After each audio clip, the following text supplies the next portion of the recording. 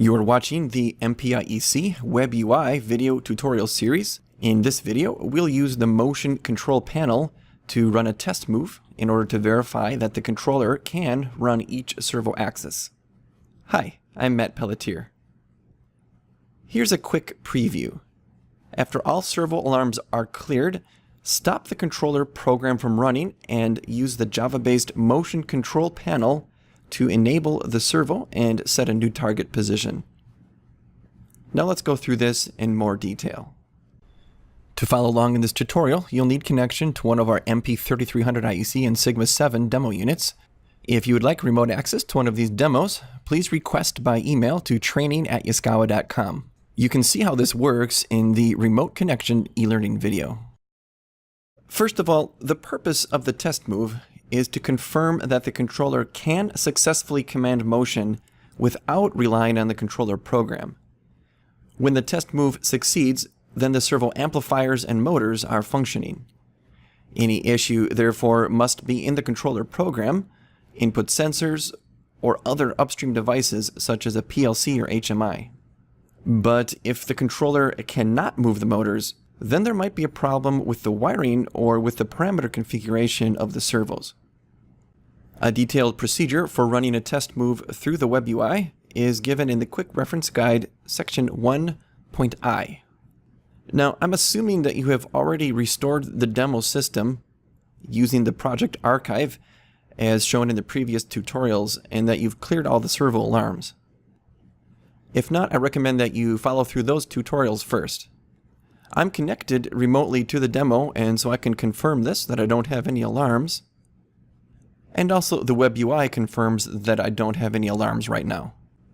Back to the Quick Reference Guide, the next step says to stop the controller program, but I'd like to show you what happens if you rush ahead to step 4 and try to directly control the motors without stopping the controller program. So back now to the Web UI. Under the Operations menu, you can open the Motion Control panel. And as we've done before, you click Download and Run Externally, assuming Java is already installed.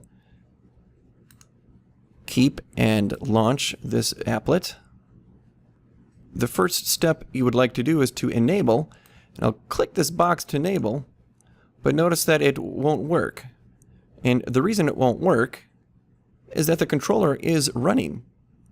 And we can see that here, that the controller is ready and the run light is on. So it should come as no surprise then that the code is running and it's not permitting us to enable the servo. Whatever logic controls the servo is right now disabling the servo. So this is why it is important to first stop the controller program. So we could turn on the stop switch if you had physical access to the controller, and then this run LED would turn off, and we could then use the Web UI. However, we can't do that remotely. We could use the MotionWorks IEC resource panel to stop the controller, but one way to test run using just the Web UI is to temporarily delete the archive and reboot. So let's do it that way. We can close this window, and now under Setup we can go to the archive. You would first want to receive the archive so that you can put it back later after the test run. This demo has been set up with the provided archive, so I'm just going to go ahead and delete it. We can always restore that later. We'll delete the archive and now reboot the controller. Hit reboot here. And now the controller is rebooted, and you notice that the ready light is on, but the run light is not on like it was before. So we have completed step 3, stop the controller program, basically by deleting it. We can now go and do step 4, open motion control panel like we did before.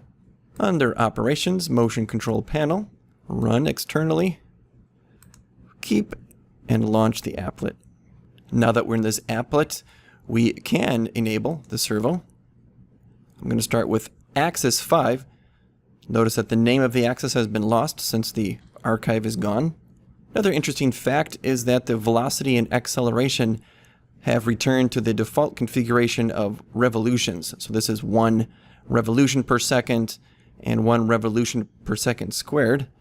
It previously was set to 360, as that was the conversion between revolutions and user units in the project archive. So we are ready for step 5 now to move the motors. And why don't we start with axis 5 since it's already enabled. Notice the feedback position in rotations. Velocity and torque is given also. And now the target position. This is all working in absolute position. I recommend you start with a small amount, such as changing one digit here, increment the 100th digit from a 4 to a 5 in this case. And then just click move and keep your eye on the motor. Okay, so that was 100th of a rotation. You can change this 0 here to a 1 and click move. That's 1/10 of a rotation. And if you change this 2 here to a 3 and click move, a full rotation. We can do the same thing for axis 3 and 4 and enable axis 3. Let's give it a position of 1 and move. That worked. And here a position of 1 and move. That also works. It's usually not necessary to change the velocity or acceleration and deceleration. The defaults given are enough for a test move, but feel free to play around with this. And I'll play it safe and do a 0.2 on this one and a 0.4 on the other one. Click move. And you can see that nothing really happened. It's a common misunderstanding. This is not an incremental position. This is an absolute position. So you got to compare to your feedback. If you want to go another rotation, go another 2 here. Let's go to position 2 and hit move and move. Sometimes for a test move, you simply need to make the motor jog slowly. And for that, you can go to the velocity control mode, set your target velocity, and you need to also set a target torque. If you leave it at 0, tell it to move, it won't move. And what this really is a torque limit. So let's limit it to 5% and try that move again. Looks like 5% is enough to move this motor. Now we're just moving pretty much indefinitely at this speed. And to stop it, you click abort. Some common mistakes when using this interface. Number 1 would be forgetting to enable the servo and then attempting a move. There we go, let's try move to 3 and hit move. And that one's pretty easy. It'll tell you the axis is disabled. So you need to enable it and move. Another one I already mentioned, which is thinking that you can click move multiple times without changing the target position. And then number 3 would be if you have a correct position, you have it enabled, and you click move, and it still doesn't move. Maybe you can tell here by looking at the video screen what's going on. You see the servo amplifier is flashing PN, and while that is not an axis alarm, that is because here I paused the video and I disconnected over travel connections, pot and not over travel. So let's connect those again, and now I'll be able to do that move. Now finally, a really important part of the test move is to do step number 6, run the controller program. If you had turned on that stop switch, you'll need to turn it back off and reboot the controller. And in our case, we'll need to install the saved archive and reboot the controller again. So let's run through that and just go back here to the archive where we started. And send, add archive, and choose the archive that was supplied with the class materials for this training. You click open and send like you've done before. We'll install with clean install.